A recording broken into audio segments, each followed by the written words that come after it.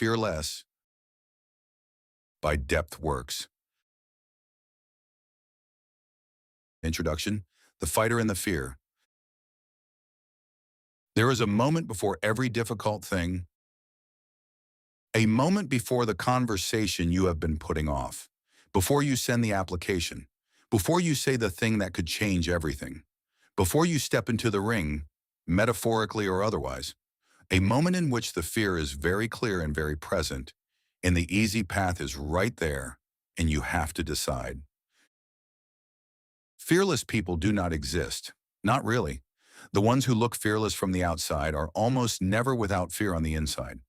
What they have is something different, something that does not remove the fear, but refuses to let it drive. This is the distinction the whole book rests on, the difference between being without fear and being unwilling to be stopped by it. Fearlessness is a myth. Moving anyway is a practice. You have probably already done this, more than you realize. You have already done things that frightened you. You have already walked into rooms that made you nervous, had conversations that cost you something, made choices with no guarantee of how they would land. And you survived, not always unscathed, but you moved and you are still here, and that movement changed you in ways that safety never could have. This book is about doing more of that, about understanding what fear actually is, what it costs you when you let it lead, how it disguises itself as wisdom and practicality and good sense, and what the other side of a fear-driven life actually looks like. It is not a book that will make you fearless. It is a book that will make you more honest about your fear and more willing to act in spite of it. 6 chapters. For everyone who has ever chosen the safe path and wondered afterward what the other one might have held. The fear is already there. Let's see what we do with it. Chapter 1. What fear actually is. Fear is not your enemy. It is important to say this at the start, because everything that follows could be read as an argument against fear, and that would be a misreading. Fear is ancient and useful. It is the alarm system built into the body, refined over hundreds of thousands of years of evolution, tuned to detect threats and prepare you to respond. When a car swerves toward you, fear sharpens your reflexes before your conscious mind has processed what is happening. When you sense that something in your environment is wrong, a tone of voice, a situation that doesn't add up, fear alerts you before you can articulate why. It has kept human beings alive through conditions that would otherwise have destroyed them. So this book is not arguing against fear. It is arguing against the misapplication of fear, against letting a survival mechanism designed for physical threats run the decision-making in situations where the real danger is not death, but embarrassment, not injury, but rejection, not destruction, but the discomfort of uncertainty. Because here is the thing about fear in modern life. The alarm goes off for everything. Ask for the raise. Alarm. Start the business. Alarm. Tell the person how you feel. Alarm. Submit the work you made. Alarm. Disagree with the room. Alarm. Try the thing you have never tried before. Alarm. None of these situations are life-threatening, but the fear response doesn't know that. It delivers the same signal, the racing heart, the tightened chest, the strong suggestion that you should retreat, whether you are facing a predator on the savannah or asking a difficult question in a meeting. And if you have learned, as most people have, to treat the alarm as a directive, to hear danger and respond by stopping, then you will spend a very large portion of your life not doing the things that would most change it. There are 2 kinds of fear worth distinguishing. The first is protective fear. This is fear doing its job. Fear that tells you the bridge is structurally unsound, that the person behaving erratically is genuinely dangerous, that this particular situation carries real risk that should be respected. This fear is worth listening to. It is trying to preserve something that matters. The second is growth fear. This is fear responding to the unfamiliar, the uncertain, the potentially humiliating. Fear of being seen and found wanting. Fear of trying and failing. Fear of success, yes, this is real, because success would require a different life than the one you know how to live. This fear is not wrong to feel, but it is not telling you to stop. It is telling you that something matters, that the thing you're about to do is real and significant and has weight. Growth, fear, and protective fear feel almost identical in the body. The skill of living more courageously is largely the skill of learning to tell them apart, and then refusing to let growth fear make your decisions. This is the whole curriculum in miniature. The rest of the book is just the unpacking of it. Fear is not your enemy. Letting it drive is. Chapter 2. How Fear Disguises Itself. If fear announced itself clearly, if it simply said, "I am afraid," every time it was running, it would be much easier to work with. You could identify it, name it, decide what to do about it. But fear is rarely that honest. It is a master of disguise. It puts on costumes that look like wisdom, like practicality, like maturity, like good judgment. And when fear is wearing those costumes, it is very difficult to see it for what it is. Here are the most common disguises. Fear disguises itself as timing. It's just not the right moment. I need to be more prepared. Once things settle down, then I'll do it. The timing disguise is particularly effective because there is almost always something to point to as the reason this moment isn't ideal. And so the right moment is perpetually 6 months away, and then another 6 months after that, and you spend years waiting for conditions that were never coming. Fear disguises itself as research. I need to learn more before I can start. I'm still in the planning phase. I want to make sure I have all the information. There is a real version of this that is sensible and necessary, but there is also a fear version, the endless gathering of information as a substitute for the action that would require you to risk something. You can always find one more thing to read. The research never has to end.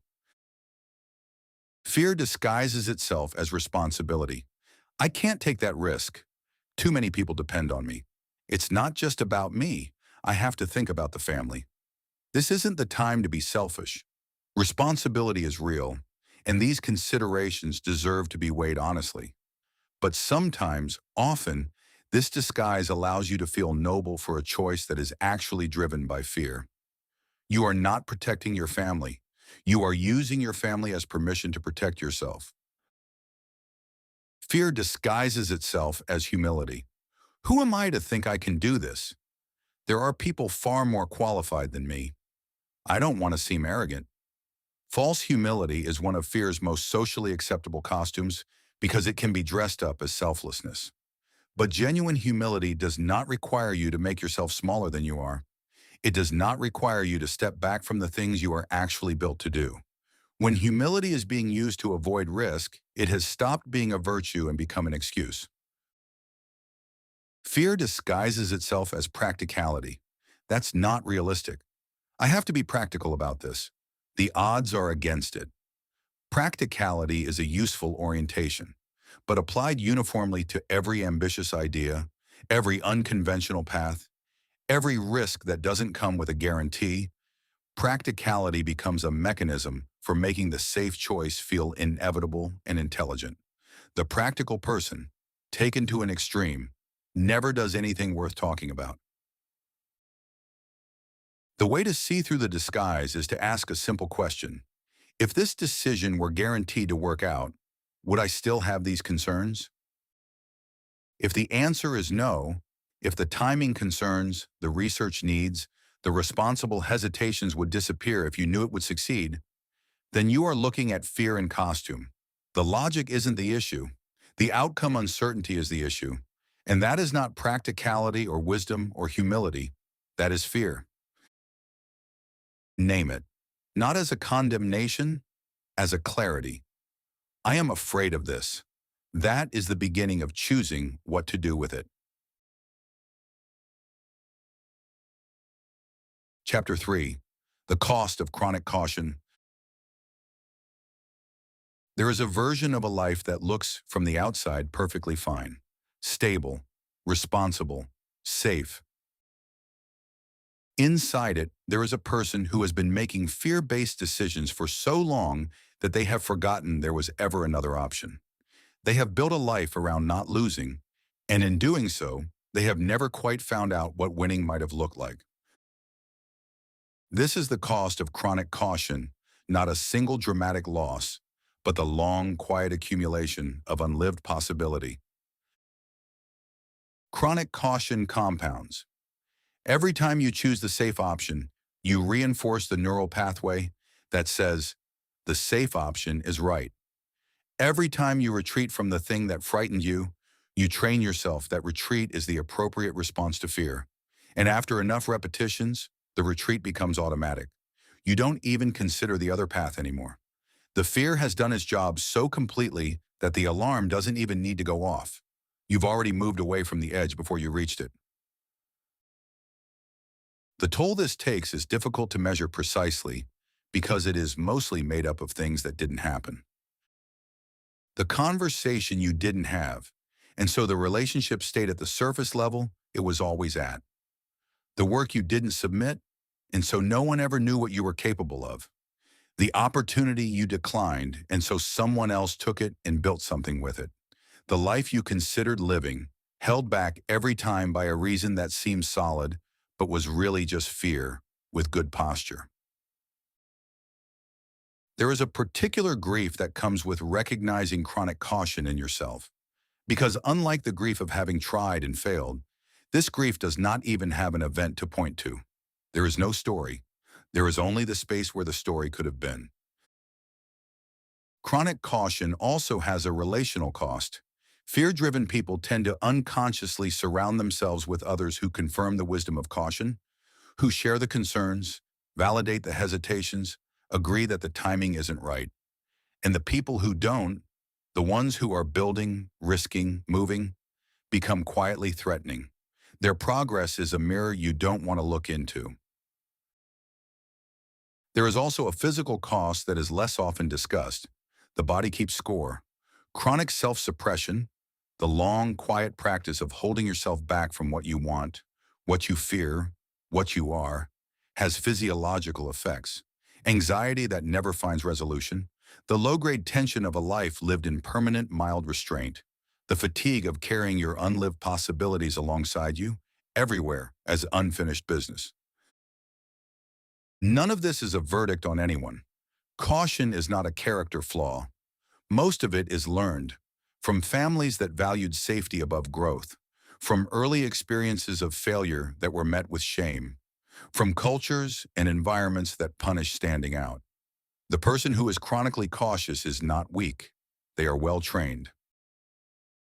But trained behavior can be examined, and once you see the cost, clearly without judgment, but honestly, the calculus begins to shift.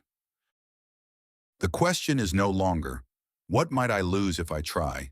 It becomes, what am I already losing by not trying? That question, held long enough, changes things. Chapter 4, Moving Anyway. The moment of courage is almost never as dramatic as it looks from the outside.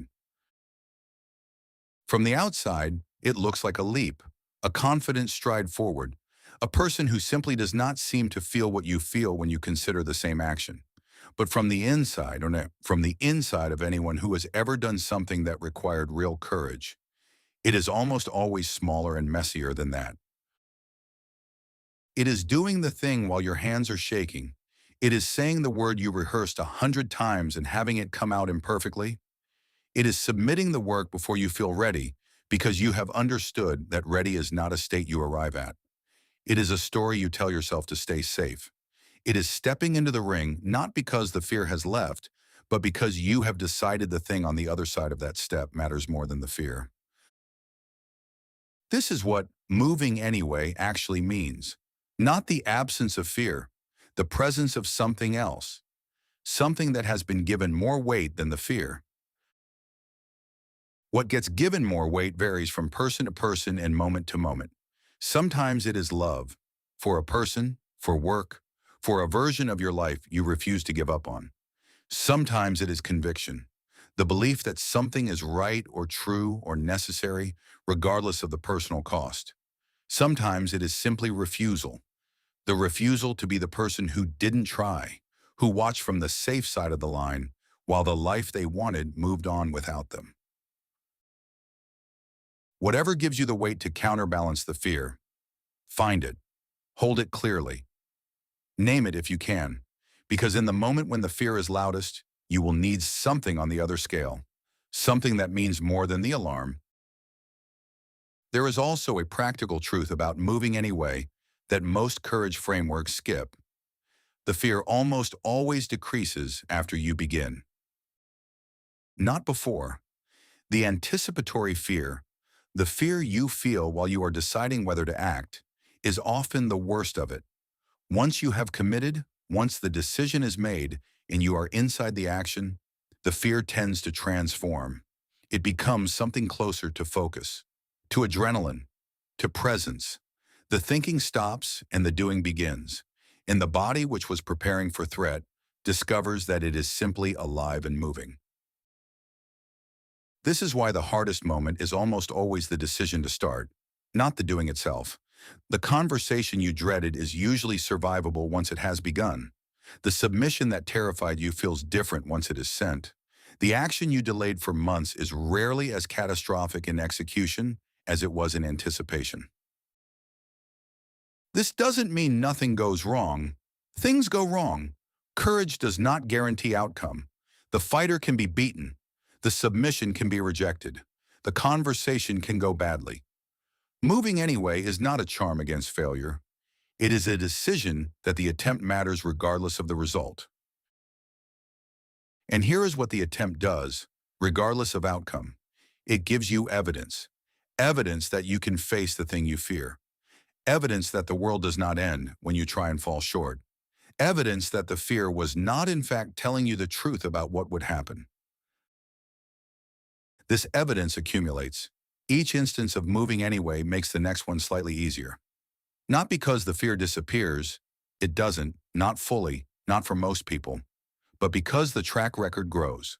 The story you tell about yourself shifts slowly, from I don't do things like this to I do things like this, even when they're hard. That shift is the whole work, one move at a time. Chapter 5. The Fears Worth Keeping. This book has spent considerable time arguing that fear is often something to move through rather than stop for. That needs a counterweight, because not all fear should be overridden, and the wisdom to know the difference is as important as the courage to act. There are fears worth keeping, fears that are doing their job properly, fears that are not disguised caution or growth anxiety, but genuine signals about genuine risks that deserve to be respected. How do you tell them apart? One useful question is what we explored in the last chapter. If success were guaranteed, would the concern disappear? If yes, fear in disguise. But there is a companion question. If the fear is stripped away entirely, does the action still make sense? Sometimes the answer is no. Sometimes the fear is the only thing between you and a decision that is genuinely bad, financially, ethically, relationally, physically. In those cases, the fear is not the problem. The fear is the point. The fears worth keeping tend to have certain characteristics. They are specific. They point to actual consequences, concrete things that could go wrong, identifiable risks with real stakes. Vague fears. What if something bad happens? I'm just not sure. Are more likely to be growth fear in disguise. Specific fears. This will compromise my financial stability in a way that affects my family. This person has shown me clearly that they cannot be trusted with this. Deserve careful attention. They survive the clarity test. When you examine them with full, calm attention, not when you are in the grip of anxiety, but in a quiet moment of honest reflection, they still hold. They don't dissolve when you look directly at them. They remain informative rather than just loud. They concern things you actually value, not just things you are conditioned to protect. Some fears are really just the voices of other people, inherited and internalized. Parents, culture, institutions that taught you what was dangerous and what was safe. These fears can feel deeply personal and urgent while having almost nothing to do with what you actually care about. The fears worth keeping are connected to something genuinely yours: your relationships, your integrity, your health, the people who depend on you. There is also a category of fear that is instructive without being prohibitive. Fear that says, this path has real risks. Go carefully, not recklessly. This fear is not telling you to stop. It is telling you to be thoughtful, to prepare well, to not mistake courage for carelessness. This is fear as an advisor rather than fear as a veto. Listen to the advisor. Refuse the veto. The goal of this book is not a life without fear. That life is not available, and if it were, it would be impoverished. Because fear at its best is a form of caring. You are only afraid of things that matter to you. The fighter is afraid because winning matters. The artist is afraid because the work matters. The person having the difficult conversation is afraid because the relationship matters. Fear your own mattering. Let it make you careful where care is warranted, and then act. The life that fears too much is diminished. So is the life that fears nothing. The life worth living is somewhere in between, deeply aware of the real risks and moving anyway toward the things that are worth the risk of losing.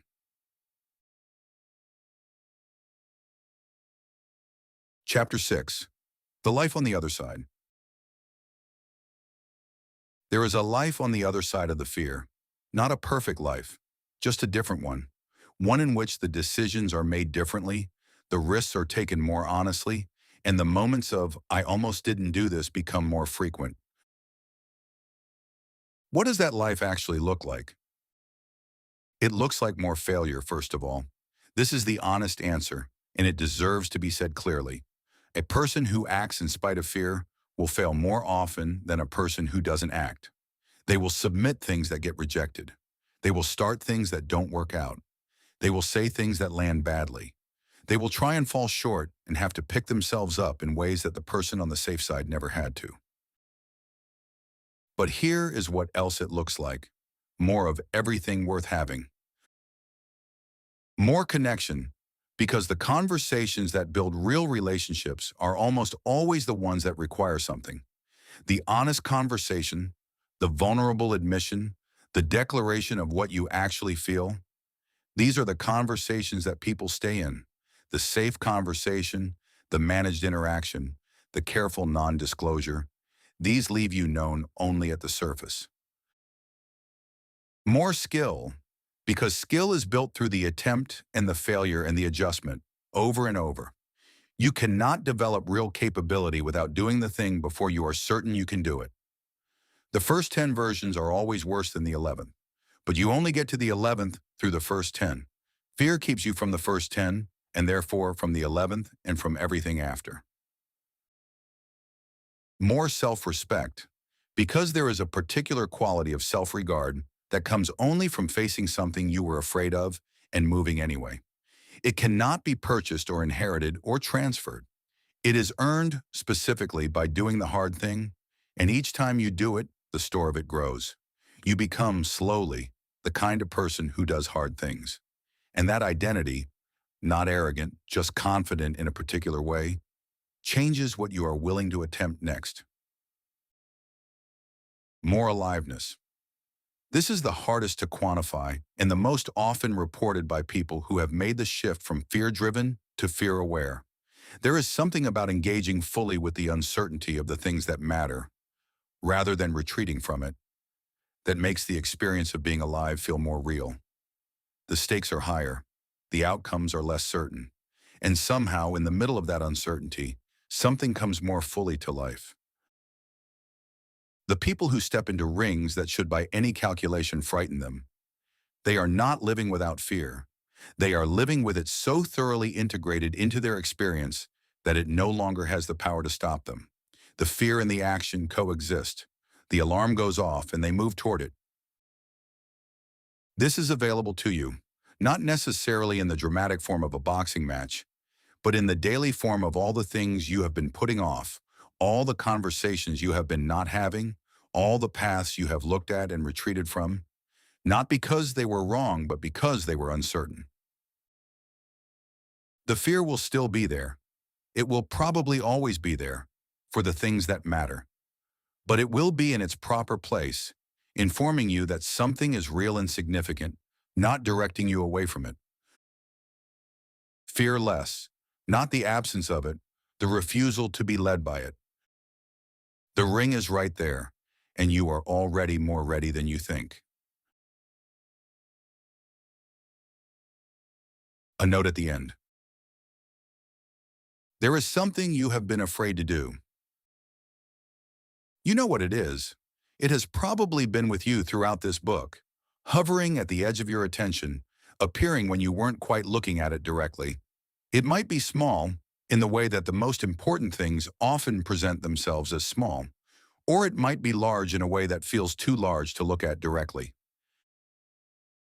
Either way, it is there. And the only thing this book wants to leave you with is this. The fear you feel about it is not a stop sign. It is a signal. It is telling you that the thing matters, that it is real, that doing it will cost you something, which means it is worth something. You are allowed to be afraid and act anyway. You are allowed to be uncertain and move forward anyway. You are allowed to not know how it will end and begin anyway. That is not recklessness, that is courage.